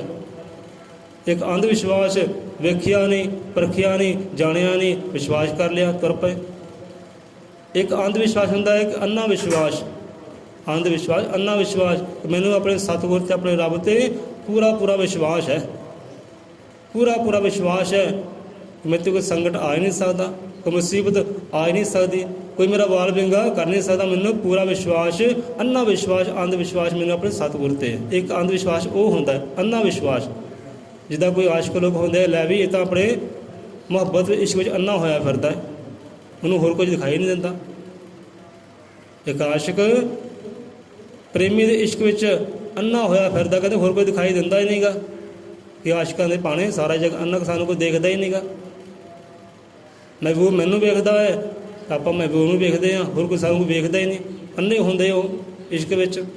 ਇੱਦਾਂ ਹੀ ਅੰਨਾ ਬੰਦਾ ਗੁਰੂ ਦੇ ਵਿਸ਼ਵਾਸ ਵਿੱਚ ਹੋ ਜਾਂਦਾ ਹੈ ਕਿ ਮੈਨੂੰ ਪੂਰਾ ਵਿਸ਼ਵਾਸ ਹੈ, ਅੰਨਾ ਵਿਸ਼ਵਾਸ ਕਿ ਕੋਈ ਮੇਰਾ ਵਾਲ ਵਿੰਗਾ ਕਰ ਹੀ ਨਹੀਂ ਸਕਦਾ। ਸੋ ਅੰਧ ਵਿਸ਼ਵਾਸ ਦੋ ਤਰ੍ਹਾਂ ਦੇ ਹੁੰਦੇ ਆ। ਇੱਕ ਸਾਨੂੰ ਭਟਕਾ ਦਿੰਦੇ ਆ, ਇੱਕ ਸਾਨੂੰ ਪਰਮਾਤਮਾ ਨਾਲ ਅੰਧ ਵਿਸ਼ਵਾਸ ਜੋੜ ਦਿੰਦਾ ਹੈ। ਹੁਣ ਸਮਝਾਉਣਾ ਕਿੱਦਾਂ ਪਿਆਰਿਆ, ਤਾਂ ਚੱਪਲਾਂ ਨੂੰ ਸਿੱਧੀਆਂ ਕਰ ਦੇ। ਅਸੀਂ ਮੰਨ ਲਾਂਗੇ ਹਾਂ ਵੀ ਤੂੰ ਗ੍ਰਹਿ ਨੂੰ ਸਿੱਧਾ ਕਰ ਦਿੱਤਾ ਹੈ, ਗ੍ਰਹਿ ਦੀ ਚਾਲ ਸਿੱਧੀ ਕਰ ਦਿੱਤੀ ਹੈ, ਪਰ ਚੱਪਲਾਂ ਸਿੱਧੀਆਂ ਨਹੀਂ ਹੋਈਆਂ, ਅਤੇ ਗ੍ਰਹਿ ਕਿੱਦਾਂ ਸਿੱਧੇ ਹੋ ਗਏ? ਸੋ ਇੱਦਾਂ ਹੀ ਇੱਕ ਚਾਣਕ ਹੋਏ ਵਿਦਵਾਨ, ਉਹਨਾਂ ਦਾ ਗ੍ਰੰਥ ਇੱਕ ਚਾਣਕ ਨੀਤੀ। ਚਾਣਕ ਵਿਦਵਾਨ ਹੋਏ, ਸੰਤ ਹੋਏ ਹੈ, ਉਹਨਾਂ ਦਾ ਗ੍ਰੰਥ ਰਚਾਇਆ ਹੋਇਆ ਚਾਣਕ ਨੀਤੀ ਹੈ। ਬਹੁਤ ਨੀਤੀਆਂ ਉਹਨਾਂ ਨੇ ਲਿਖੀਆਂ ਹੋਈਆਂ, ਵਿੱਚ ਸਮਝਾਉਣਾ ਕੀਤਾ ਦੁਨੀਆ ਨੂੰ। ਹੁਣ ਇਹਦੇ ਸਮੇਂ ਦੇ ਰਾਜਾ ਸੀ, ਸਮੇਂ ਦੇ ਰਾਜੇ ਨੂੰ ਖਬਰ ਮਿਲੀ ਆਪਣੇ ਜਾਸੂਸਾਂ ਦੇ ਰਾਹੀਂ ਖਬਰ ਮਿਲੀ ਕਿ ਰਾਜਾ ਮਹਾਰਾਜਾ ਤੁਹਾਡੇ ਰਾਜ ਦੇ ਉੱਤੇ ਦੂਸਰਾ ਵਿਰੋਧੀ ਰਾਜਾ ਹਮਲਾ ਕਰਨ ਵਾਲਾ ਹੈ। ਉਹ ਹਮਲਾ ਕਰੇਗਾ ਤੁਹਾਡੇ 'ਤੇ, ਤੁਹਾਡਾ ਰਾਜ ਖੋਵੇਗਾ, ਤੁਹਾਨੂੰ ਮਾਰੇਗਾ। ਇਸ ਤੋਂ ਪਹਿਲਾਂ ਉਹ ਤੁਹਾਡੇ 'ਤੇ ਹਮਲਾ ਕਰੇ, ਤੁਹਾਨੂੰ ਮਾਰੇ, ਪ੍ਰਜਾ ਨੂੰ ਫਨਾਹ ਕਰੇ, ਤੁਸੀਂ ਉਹ 'ਤੇ ਹਮਲਾ ਕਰ ਦਿਓ। ਰਾਜੇ ਨੇ ਕੀਤਾ ਕੀ ਹੈ? ਰਾਜੇ ਨੇ ਹਮਲਾ ਨਹੀਂ ਕੀਤਾ। ਰਾਜੇ ਨੇ ਬੁਲਾਇਆ ਆਪਣੇ ਜੋਤਸ਼ੀ ਨੂੰ, ਕਿਉਂਕਿ ਜੋਤਸ਼ੀ ਹੁੰਦੇ ਇਸ ਸਮੇਂ ਦੇ। ਜੋਤਸ਼ੀ ਨੂੰ ਬੁਲਾਉਣਾ ਕੀਤਾ ਰਾਜੇ ਨੇ ਕਿ ਹਾਂ ਵੀ ਕੱਢ ਵੀ ਜੋਤਿਸ਼ ਆਪਣੇ ਕੀ ਕਹਿੰਦੇ ਆ, ਹਮਲਾ ਕਰੀਏ ਕਿ ਨਾ ਕਰੀਏ, ਸਾਡੀ ਜਿੱਤ ਹੈ ਕਿ ਹਾਰ ਹੈ।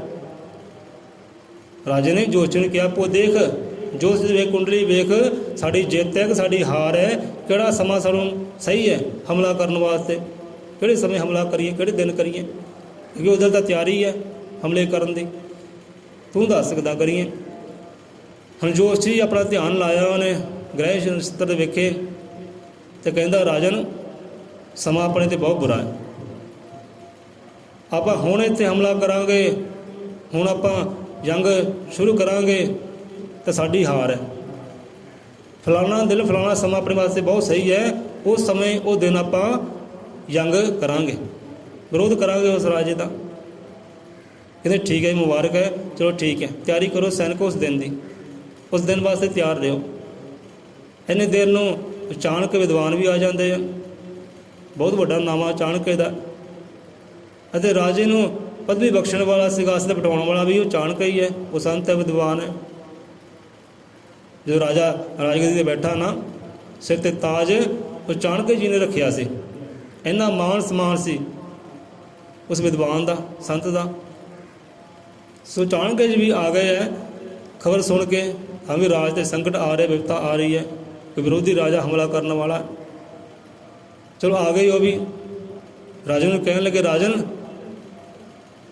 ਵਿਰੋਧੀ ਰਾਜਾ ਹਮਲਾ ਕਰ ਰਿਹਾ ਹੈ, ਇਸ ਤੋਂ ਪਹਿਲਾਂ ਉਹ ਹਮਲਾ ਕਰੇ, ਤੁਸੀਂ ਹਮਲਾ ਕਰਦੇ ਹੋ, ਜਿੱਤ ਆਪਣੀ ਪੱਕੀ ਹੈ। ਰਾਜਾ ਕਹਿਣਗਾ ਨਹੀਂ, ਆਪਾਂ ਹਮਲਾ ਨਹੀਂ ਕਰਨਾ, ਕਿਉਂਕਿ ਜੋਤਿਸ਼ ਕਹਿ ਰਿਹਾ ਕਿ ਫਲਾਣੇ ਦਿਨ ਫਲਾਣੇ ਸਮੇਂ ਨੂੰ ਹਮਲਾ ਕਰਨਾ ਹੈ, ਉਦੋਂ ਸਾਡੀ ਜਿੱਤ ਪੱਕੀ ਹੈ, ਅੱਜ ਹਮਲਾ ਕਰਾਂਗੇ ਆਪਣੀ ਹਾਰ ਹੈ। ਕਹਿੰਦੇ ਅੱਛਾ ਕਿਹੜਾ ਜੋਤਸ਼ੀ ਹੈ? ਆਹ ਜੋਤਸ਼ੀ ਹੈ। ਜੋਤਸ਼ੀ ਇੱਧਰ ਆ ਜਾ ਕੇ ਸਾਹਮਣੇ ਆ ਜਾ। ਜੋਤਸ਼ੀ ਆ ਗਿਆ ਸਾਹਮਣੇ। ਹਾਂ ਜੋਤਸ਼ੀ ਦੱਸ, ਤੇਰੀ ਮੌਤ ਕਿਹੜੇ ਤਰੀਕ ਹੈ? ਤੂੰ ਮਰਨਾ ਕਦੋਂ ਹੈ? ਜੋਤਸ਼ੀ ਨੇ ਪੁੱਛਿਆ ਚਾਣਕੇ ਜੀ ਨੇ। ਜੋਤਸ਼ੀ ਕਹਿਣ ਲੱਗਾ ਕਿ ਮੈਂ 10 ਸਾਲ ਹੋਰ ਜੀਣਾ ਹੈ, 10 ਸਾਲ ਮੈਂ ਹੋਰ ਜੀਣਾ ਹੈ, 10 ਸਾਲਾਂ ਬਾਅਦ ਮੇਰੀ ਮੌਤ ਹੈ। ਕਹਿੰਦੇ ਅੱਛਾ, ਜੇ ਤੈਨੂੰ ਹੁਣੇ ਹੀ ਮਾਰਦੀ ਹੈ ਫਿਰ ਰੁਕ ਲੇਗਾ ਮੌਤ ਨੂੰ? ਕਹਿੰਦੇ ਤੂੰ ਕਹਿ ਰਿਹਾ ਹੈ ਕਿ 10 ਸਾਲਾਂ ਬਾਅਦ ਮੇਰੀ ਮੌਤ ਹੈ, ਤੈਨੂੰ ਤਾਂ ਮੈਂ ਹੁਣੇ ਹੀ ਮਾਰ ਦੂੰਗਾ, ਫਿਰ ਕੀ ਕਰ ਲੇਗਾ? ਤੂੰ ਕਹਿ ਰਿਹਾ ਹੈ ਕਿ ਹੁਣ ਹਮਲਾ ਕਰਾਂਗੇ ਤੇ ਸਾਡੀ ਹਾਰ ਹੈ, ਪਰਸੋਂ ਹਮਲਾ ਕਰਾਂਗੇ ਫਿਰ ਸਾਡੀ ਜਿੱਤ ਹੈ। ਕੀ ਸਬੂਤ ਹੈ? ਤੂੰ ਕਹਿੰਦਾ ਹੈ ਮੈਂ 10 ਸਾਲ ਜੀਣਾ ਹੈ, ਪਰ ਮੈਂ ਹੁਣੇ ਖਤਮ ਤੈਨੂੰ ਕਰਨਾ ਹੈ। ਸੈਨਿਕ ਦੀ ਲਈ ਤਲਵਾਰ ਰੱਖੀ ਧੌਣ ਦੇ ਉੱਪਰ, ਮਾੜੀ ਜਿਹੀ ਘੁੱਟ ਕੇ ਰੱਖੀ ਤਾਂ ਲਹੂ ਬਗਲ ਲੱਗਾ। ਦੱਸ ਕਿੰਨੇ ਸਾਲ ਤੇਰੀ ਜ਼ਿੰਦਗੀ ਹੈ? ਤੇ ਜੋਤਸ਼ੀ ਕਹਿਣ ਲੱਗਾ ਕਿ ਮਹਾਰਾਜ ਜੀ, ਵਿਦਵਾਨ ਜੀ, ਸੰਤ ਜੀ, ਬਖਸ਼ ਦਿਓ, ਬਖਸ਼ ਦਿਓ, ਮੈਂ ਪਖੰਡੀ, ਮੈਂ ਝੂਠਾ ਹੈ, ਮੈਨੂੰ ਬਖਸ਼ ਦਿਓ, ਮੈਂ ਤਾਂ ਹੁਣੇ ਹੀ ਮਰ ਜੂੰ, 10 ਸਾਲ ਤਾਂ ਬਹੁਤ ਦੂਰ ਹੈ, ਛੱਡ ਦਿਓ ਮੈਨੂੰ। ਦੌੜ ਗਿਆ ਫਿਰ ਉੱਥੋਂ ਜਾਨ ਬਚਾ ਕੇ। ਹੁਣ ਚਾਣਕੇ ਜੀ ਵਿਦਵਾਨ ਜੀ ਕਹਿਣ ਲੱਗੇ ਕਿ ਰਾਜਨ ਹਮਲਾ ਆਪਾਂ ਅੱਜ ਹੀ ਕਰਨਾ ਹੈ, ਸੈਨਿਕ ਤਿਆਰ ਕਰੋ, ਫੌਜ ਤਿਆਰ ਕਰੋ, ਇਸ ਤੋਂ ਪਹਿਲਾਂ ਵਿਰੋਧੀ ਰਾਜਾ ਸਾਡੇ 'ਤੇ ਹਮਲਾ ਕਰੇ, ਆਪਾਂ ਪਹਿਲਾਂ ਹਮਲਾ ਕਰ ਦਈਏ ਅਤੇ ਆਪਣੀ ਫਤਿਹ ਅੱਜ ਹੀ ਹੈ, ਜਿੱਤ ਸਾਡੀ ਅੱਜ ਹੀ ਹੈ।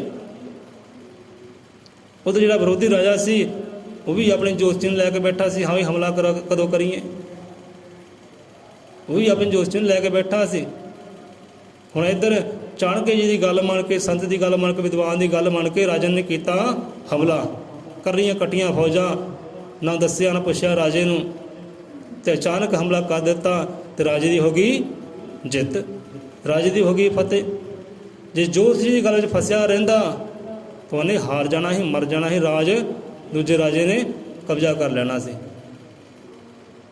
ਹੁਣ ਚਾਣਕੇ ਜੀ ਕਹਿਣ ਲੱਗੇ ਜਦੋਂ ਜੰਗ ਸਾਰੀ ਜਿੱਤ ਲਈ ਨਾ, ਦੂਜੇ ਰਾਜੇ ਨੂੰ ਬੰਦੀ ਬਣਾ ਲਿਆ, ਜਿੱਤ ਲਿਆ, ਚਾਣਕੇ ਜੀ ਕਹਿਣ ਲੱਗੇ ਹਾਂ ਵੀ ਰਾਜਨ ਹੁਣ ਦੱਸ, ਜੇ ਜੋਤਸ਼ੀ ਪਿੱਛੇ ਲੱਗ ਜਾਂਦਾ ਤੇਰੀ ਜਿੱਤ ਹੁੰਦੀ? ਕਹਿੰਦੇ ਨਹੀਂ, ਜੇ ਜੋਤਸ਼ੀ ਪਿੱਛੇ ਮੈਂ ਲੱਗ ਜਾਂਦਾ ਮੇਰੀ ਹਾਰ ਹੀ ਹੋਣੀ ਸੀ। ਅੱਜ ਮੈਂ ਹਮਲਾ ਕੀਤਾ, ਮੈਂ ਜਿੱਤ ਗਿਆ, ਕੱਲ੍ਹ ਨੂੰ ਇਹ ਰਾਜਾ ਮੈਨੂੰ ਦੱਸੇ ਤੋਂ ਬਿਨਾਂ, ਪੁੱਛੇ ਤੋਂ ਬਿਨਾਂ ਹਮਲਾ ਕਰ ਦਿੰਦਾ ਤਾਂ ਮੇਰੀ ਤਾਂ ਹਾਰ ਤਾਂ ਪੱਕੀ ਸੀ ਨਾ। ਹੁਣ ਸਾਡੇ 'ਤੇ ਕੋਈ ਅਚਾਨਕ ਕੋਈ ਲਾਠੀ ਭਰਾ ਦੇ ਆ ਕੇ ਤਾਂ ਮਰਨ ਵਾਲੀ ਗੱਲ ਹੀ ਹੈ ਨਾ। ਜੇ ਸਾਨੂੰ ਖਬਰ ਹੋਵੇ ਹਮੇ ਵਿਰੋਧੀ ਆ ਰਿਹਾ, ਆਪਾਂ ਪਹਿਲੇ ਹੀ ਸਾਵਧਾਨ ਹੋ ਜਾਣਾ, ਪਹਿਲੇ ਡੰਡਾ ਸਾਂਭ ਲੈਣਾ ਕਿ ਹਾਂ ਵੀ ਕੋਈ ਗੱਲ ਨਹੀਂ, ਆਉਣ ਦਿਓ, ਆਪਾਂ ਵੀ ਤਿਆਰ ਹਾਂ। ਸੋ ਇਸ ਕਰਕੇ ਗੁਰੂਵਾਲ ਵੀ ਸਮਝਾਉਂਦੇ ਆ, ਭਾਈ ਜੋਤਸ਼ੀਆਂ ਗੱਲਾਂ ਵਿੱਚ ਨਹੀਂ ਪੈਣਾ, ਵਹਿਮਾਂ ਭਰਮਾਂ ਦੇ ਚੱਕਰਾਂ ਵਿੱਚ ਨਹੀਂ ਪੈਣਾ, ਅੰਧ ਵਿਸ਼ਵਾਸ ਦੇ ਚੱਕਰਾਂ ਵਿੱਚ ਨਹੀਂ ਪੈਣਾ। ਸੋ ਦਿਨ ਅੱਜ ਚੰਗਾ ਹੈ, ਦਿਨ ਹਰ ਇੱਕ ਚੰਗਾ, ਚੰਗਾ ਕਰਮ ਕਰਨਾ ਹੈ, ਸਾਰੇ ਦਿਨ ਚੰਗੇ ਹੈ, ਪਰ ਅੱਜ ਬੈਸਟ ਹੈ, ਅੱਜ ਹੀ ਕਰ ਲੈ। ਚੰਗਾ ਕਰਮ ਕਰਨਾ ਹੈ ਨਾ, ਫਤਿਹ ਹਾਸਲ ਕਰਨੀ ਹੈ ਤੇ ਅੱਜ ਹੀ ਕਰ ਲੈ। ਤੇ ਸਮਾਂ ਨਾ ਵੇਖ, ਜੇ ਸਮੇਂ ਵਿੱਚ ਤੂੰ ਹਾਜ਼ਰ ਨਾਜ਼ਰ ਹੈ ਨਾ, ਭਾਵ ਕਿ ਹੁਣੇ ਅਭੀ ਕਰ ਲੈ, ਕਹਿੰਦੇ ਅਭੀ ਕਰ ਲੈ। ਸਮਾਂ ਕਾਫੀ ਹੋ ਗਿਆ, ਅਗਲੇ ਵਿਚਾਰ ਫਿਰ ਰਹਿ ਗਏ ਨੇ ਆਪਣੇ। सो अगले विचार ये है, कहते सबसे बड़ी आवश्यकता की है। हुण ये पैरोकार बनने की गल है, किद्दां असीं पैरोकार बनना है, किद्दां सिख बनना है, किद्दां गुरु की सिक्खी नूं कमाउणा है, किद्दां उहदे लाल बन सकते हैं, भगत बन सकते हैं। ये वो गल्लां बातां ने। हम गुरु वाल्मीकि समझाते हैं कि सबसे बड़ी आवश्यकता क्या है, कि सब तो जरूरी की है जिंदगी च। हम बंदे ने देखो जूंदे, जे बंदा जूंदा जागदा है ना, जूंदे जागदे बंदे वास्ते कपड़ा भी जरूरी है, मकान भी जरूरी है, रोटी भी जरूरी है।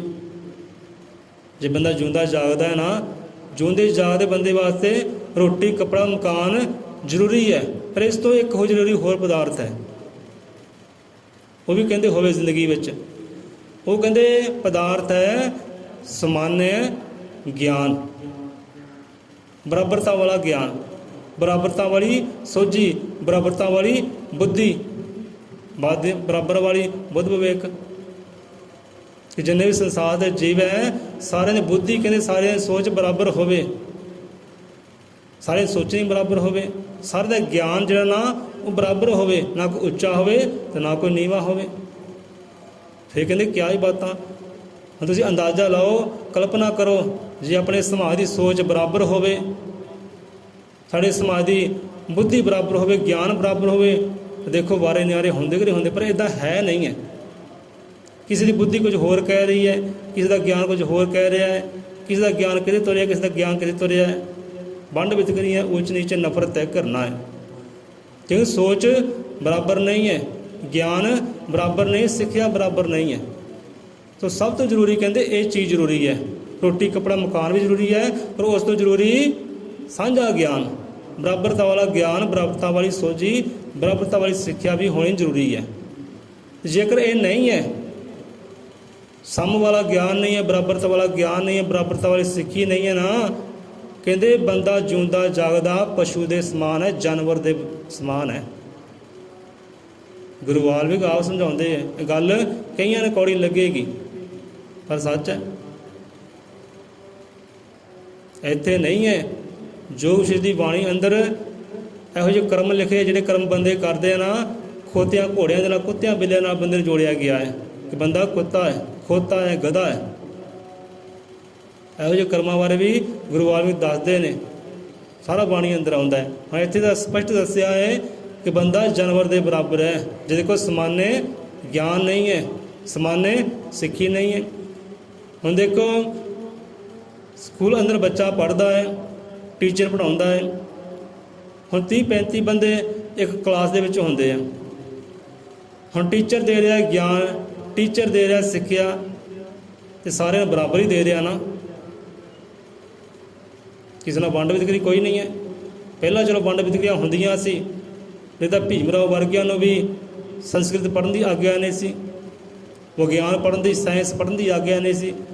जो साइंस का पीरियड आना गया, विज्ञान का पीरियड आना, चल भीमराव बाहर, संस्कृत का पीरियड आना, चल भीमराव बाहर।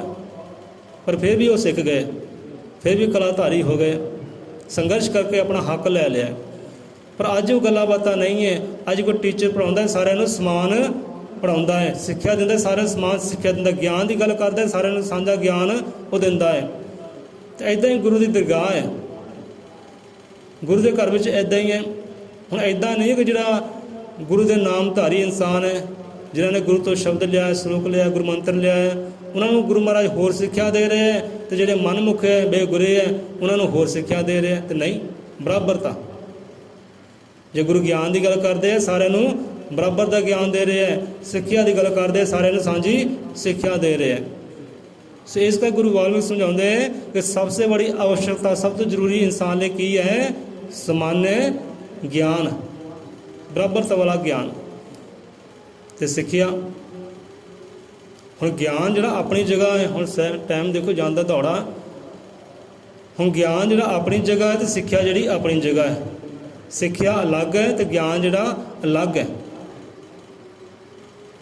पहला ही आप सवाल आपने पूछा सी, हाँ भी तुसीं किहड़ी भावना नाल आउंदे हो, सत्संग सुनने वास्ते आउंदे हो या सत्संग विच कुछ सीखण वास्ते आउंदे हो। ਦੱਸ ਦਿਓ, ਕਰ ਲਓ ਵਿਚਾਰ। ਜੇ ਸਤਸੰਗ ਸੁਣਨ ਵਾਸਤੇ ਆਉਂਦੇ ਹੋ ਤਾਂ ਕਦੇ ਕਲਿਆਣ ਨਹੀਂ ਹੋ ਸਕਦਾ। ਜੇ ਸਤਸੰਗ ਵੀ ਕੋਈ ਸਿੱਖਣ ਵਾਸਤੇ ਆਉਂਦੇ ਹੋ ਤਾਂ ਕਲਿਆਣ ਹੋ ਸਕਦਾ ਹੈ ਕਿ ਹਾਂ ਵੀ ਮੈਂ ਸਿੱਖਣ ਚੱਲਾਂ। ਕੋਈ ਗਿਆਨ ਦੀ ਗੱਲ, ਧਿਆਨ ਦੀ ਗੱਲ, ਸ਼ਬਦ ਦੀ ਗੱਲ ਸਿੱਖਣ ਚੱਲਿਆ। ਸਿੱਖਣ ਵਾਸਤੇ ਆਉਂਦੇ ਹੋ ਤਾਂ ਕਲਿਆਣ ਹੈ। ਹੁਣ ਜਦੋਂ ਸਿੱਖਣ ਦੀ ਭਾਵਨਾ ਨਾਲ ਆਉਂਦਾ ਹੈ ਨਾ, ਫਿਰ ਅੰਦਰੋਂ ਆਪਣੇ ਆਪ ਗਿਆਨ ਉਪਜਦਾ ਹੈ। ਸਿੱਖ ਬਣ ਕੇ ਜਦ ਸਿੱਖੀ 'ਤੇ ਚੱਲਦਾ ਹੈ, ਸਿੱਖੀ ਨੂੰ ਕਮਾਉਂਦਾ ਹੈ, ਉਹ ਸਿੱਖ ਹੈ। ਜਦੋਂ ਮੈਂ ਸਿੱਖ ਬਣ ਜਾਂਦਾ, ਗਿਆਨ ਫਿਰ ਆਪਣੇ ਆਪ ਹੀ ਆਉਂਦਾ।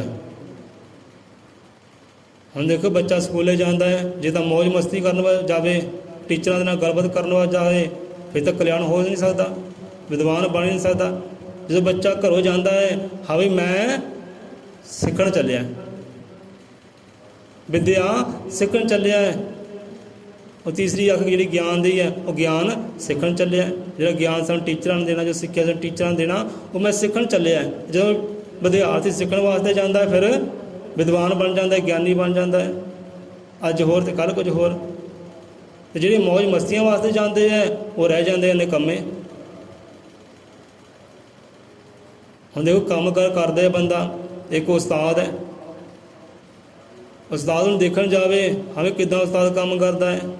ਉਸਤਾਦ ਦੀਆਂ ਝਿੜਕਾਂ ਖਾਣ ਜਾਵੇ, ਲੈ ਵੀ ਅੱਜ ਝਿੜਕਿਆ ਮੇਰੇ ਉਸਤਾਦ ਨੇ। ਜੇ ਝਿੜਕਾਂ ਖਾਣ ਵਾਸਤੇ ਜਾਂਦਾ ਹੈ, ਦੇਖਣ ਵਾਸਤੇ ਜਾਂਦਾ, ਹਾਂ ਵੀ ਉਸਤਾਦ ਕਰਦਾ ਕਿੱਦਾਂ ਹੈ,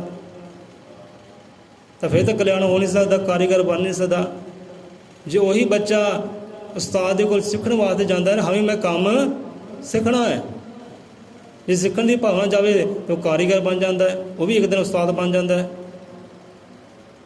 ਸੋ ਇਸ ਕਰਕੇ ਸਤਸੰਗ ਵਿੱਚ ਆਉਂਦੇ ਹੋ, ਸੁਣਨ ਵਾਸਤੇ ਨਾ ਆਵੋ, ਸਤਸੰਗ ਕਰਨ ਵਾਸਤੇ ਨਾ ਆਵੋ, ਸਤਸੰਗ ਸਿੱਖਣ ਵਾਸਤੇ ਆਵੋ ਕਿ ਭਾਈ ਮੈਂ ਸਿੱਖਣ ਚੱਲਿਆ।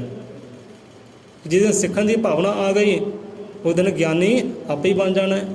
ਸਮਾਨਤਾ ਵਾਲਾ ਗਿਆਨ, ਬਰਾਬਰਤਾ ਵਾਲਾ ਗਿਆਨ ਆਪੇ ਹੀ ਆ ਜਾਣਾ ਹੈ।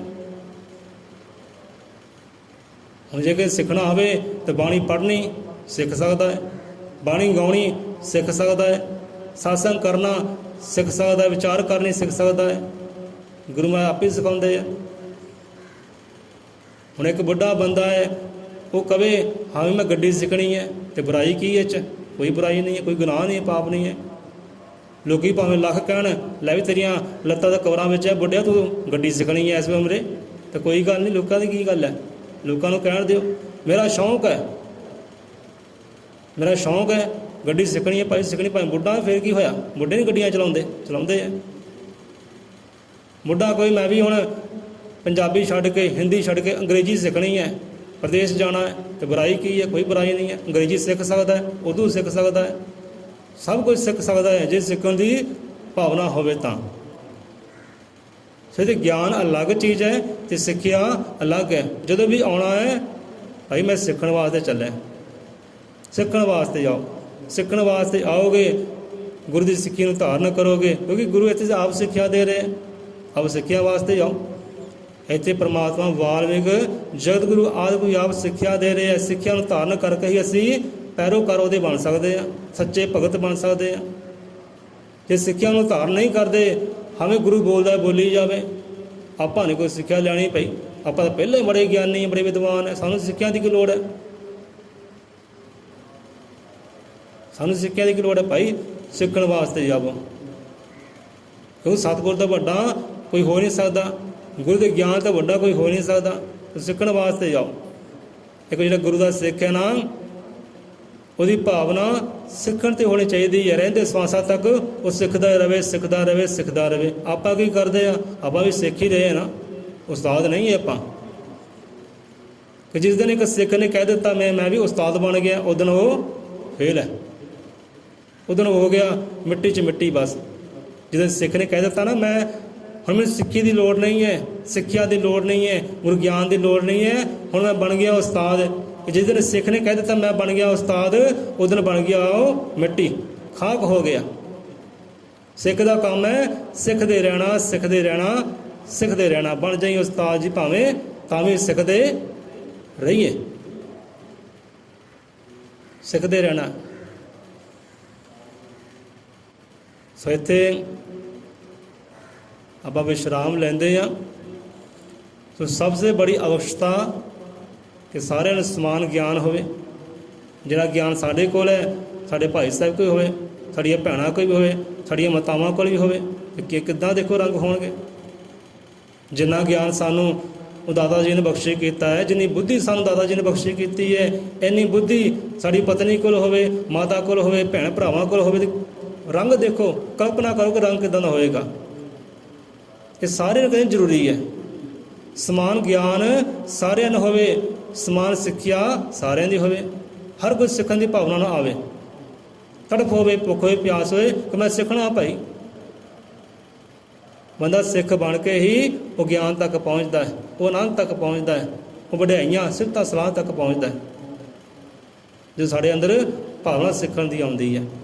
ਸੋ ਇਸ ਕਰਕੇ ਗਿਆਨ ਜਾਂ ਸਿੱਖਿਆ ਤੋਂ ਬਿਨਾਂ ਇਨਸਾਨ ਜਾਨਵਰ ਦੇ ਬਰਾਬਰ ਹੈ। ਕੋਈ ਵੀ ਆ ਕੇ ਪੜ੍ਹ ਸਕਦਾ, ਦੇਖ ਸਕਦਾ ਹੈ। ਸਮਾਨੇ ਗਿਆਨ ਅਤੇ ਸਿੱਖਿਆ ਤੋਂ ਬਿਨਾਂ ਬੰਦਾ ਜਾਨਵਰ ਦੇ ਬਰਾਬਰ ਹੈ। ਫਰਕ ਕਹਿੰਦੇ ਕੀ ਹੈ? ਅਤੇ ਇਹੀ ਗੱਲ ਗੁਰੂ ਗਿਆਨਨਾਥ ਮਹਾਰਾਜ ਜੀ ਬਾਣੀ ਅੰਦਰ ਕਰਦੇ ਹੈ ਕਿ ਪਸ਼ੂ ਵੀ ਜਗ ਵਿੱਚ ਖਾਂਦੇ ਪੀਂਦੇ, ਪੈਦਾ ਕਰਨ ਸਦਾ ਸੰਸਾਰ, ਐ ਪਰ ਬੰਦਾ ਜਗੇ ਭੇਜਿਆ ਈਸ਼ਵਰ ਆਪਣੇ ਗੁਣਾ ਸਮਾਨ। ਕਿ ਬੰਦੇ ਨੂੰ ਸਾਰੇ ਗੁਣ ਦਿੱਤੇ ਹੈ, ਸਾਰੇ ਤੱਤ ਦਿੱਤੇ ਹੈ, ਸਾਰੀਆਂ ਰਹਿਮਤਾਂ ਸ਼ਕਤੀਆਂ ਭਗਤੀਆਂ ਦਿੱਤੀਆਂ, ਸਾਰੀਆਂ ਕੁੰਜੀਆਂ ਰਹਿਮਤਾਂ ਵਾਲੀਆਂ ਬੰਦੇ ਨੂੰ ਦਿੱਤੀਆਂ। ਬੰਦਾ ਪਛਾਣੇ ਆਪਣੇ ਆਪ ਨੂੰ। ਜੇ ਬੰਦਾ ਨਹੀਂ ਪਛਾਣਦਾ ਆਪਣੇ ਆਪ ਨੂੰ ਤੇ ਜਾਨਵਰ ਵਿੱਚ ਤੇ ਬੰਦੇ 'ਚ ਕੋਈ ਫਰਕ ਥੋੜ੍ਹੀ ਹੈ, ਸਮਾਨ ਹੀ ਹੈ। ਪਸ਼ੂ ਵੀ ਖਾਂਦੇ ਪੀਂਦੇ ਆ, ਬੰਦਾ ਵੀ ਖਾਂਦਾ ਪੀਂਦਾ ਹੈ। ਪਸ਼ੂ ਵੀ ਬੱਚੇ ਪੈਦਾ ਕਰਦੇ, ਬੰਦਾ ਵੀ ਬੱਚੇ ਪੈਦਾ ਕਰਦਾ ਹੈ। ਪਸ਼ੂ ਵੀ ਜੱਗ ਵਿੱਚ ਵਿਚਰਦੇ ਆ, ਬੰਦਾ ਵੀ ਜੱਗ ਵਿੱਚ ਵਿਚਰਦਾ ਹੈ।